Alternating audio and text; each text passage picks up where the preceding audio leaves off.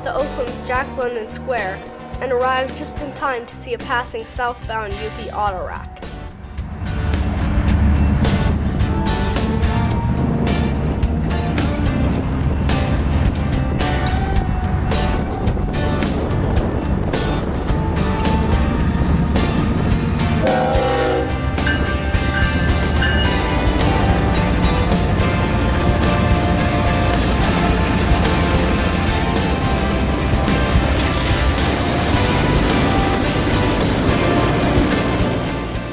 Something about this train looked familiar, and we realized it was probably the same run as the first train we saw on our hobby trip. It was also an empty auto rack heading back to LA for another load of automobiles from the Bay Area.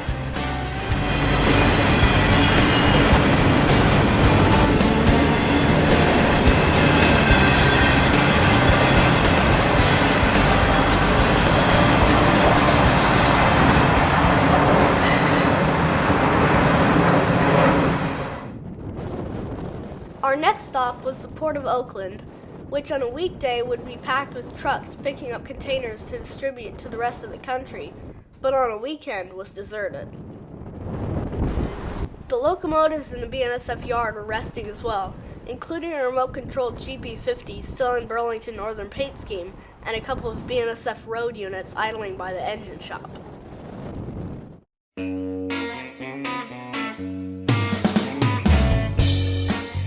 When we left the Port of Oakland, we crossed the Bay Bridge to San Francisco and checked into our Airbnb apartment we had lined up downtown.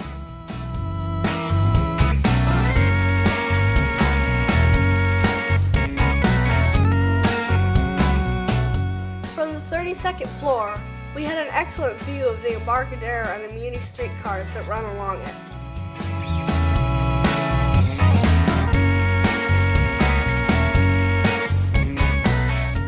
In addition to the modern Breathe streetcars, some of the old PCC cars from the 1940s have been restored and still operate on this line.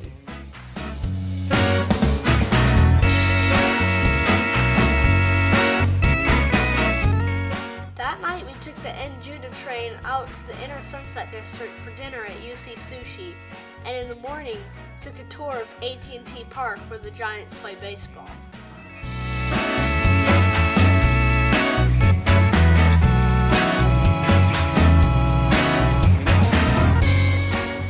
Short walk from the ballpark to the Caltrain station, which was our next Railfanning destination.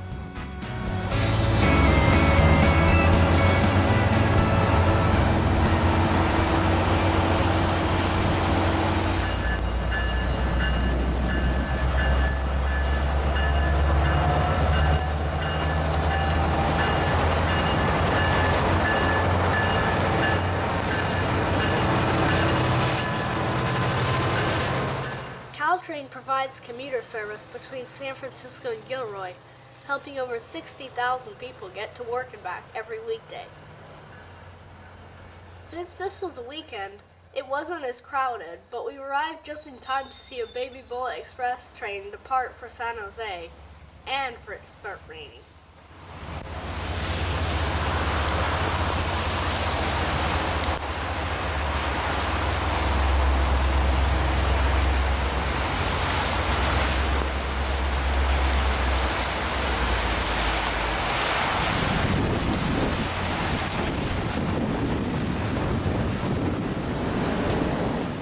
San Francisco, we headed east across the Bay Bridge to Emeryville. This station is the western terminus of Amtrak's California Zephyr, which runs between here and Chicago. We were hoping to catch the departure of today's train, but when we asked the station agent if it was on time, she told us that it had been canceled due to a track washout in the Sierras. The Coast Starlight also comes through Emeryville every day in both directions on its run between Los Angeles and Seattle, but the storm had caused flooding north of Sacramento, and it was running several hours late. The other Amtrak trains that pass through the Emeryville station are the San Joaquin and Capitol Corridor commuter trains that run between Oakland and Bakersfield and San Jose and Sacramento, respectively. And the first train we saw was a southbound San Joaquin being pushed by Amtrak 2014, an F-59 PHI.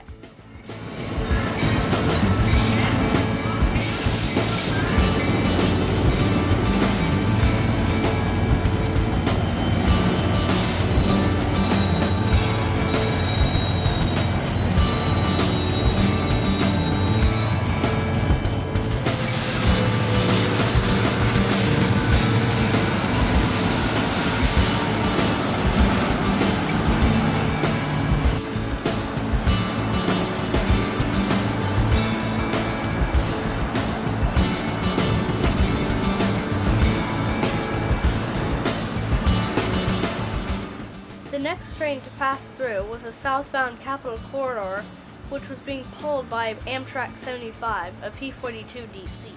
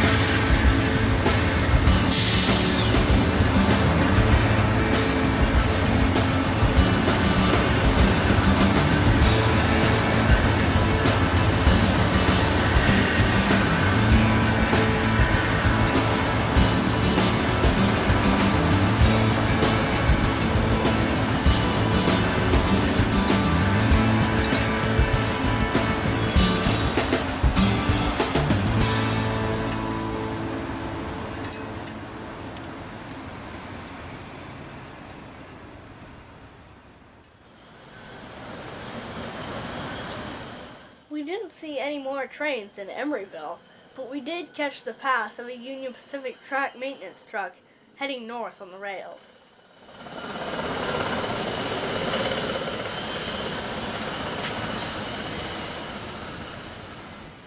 A new locomotive. Okay, and so this is soundtrack, so it will be. You see a soundtrack right there? Yeah. Throttle up. So this is gonna be. It's gonna be a diesel. I pushed the horn.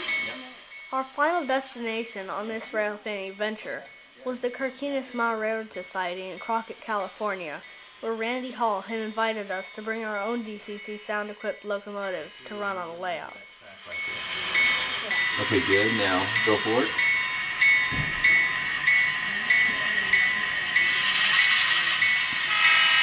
Get yourself a train there.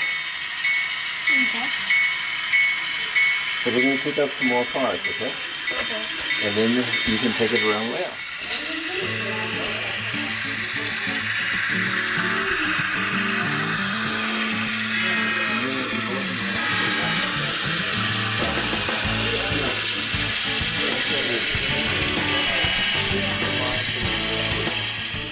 This multi-story HO-scale layout is a compressed interpretation of the Union Pacific route between Oakland, California and Sparks, Nevada. It's located in the old Oddfellows Hall across the tracks from the C&H sugar plant, where the club moved in 2005 when they had to leave the Vallejo County Fairgrounds, where they'd been since 1976.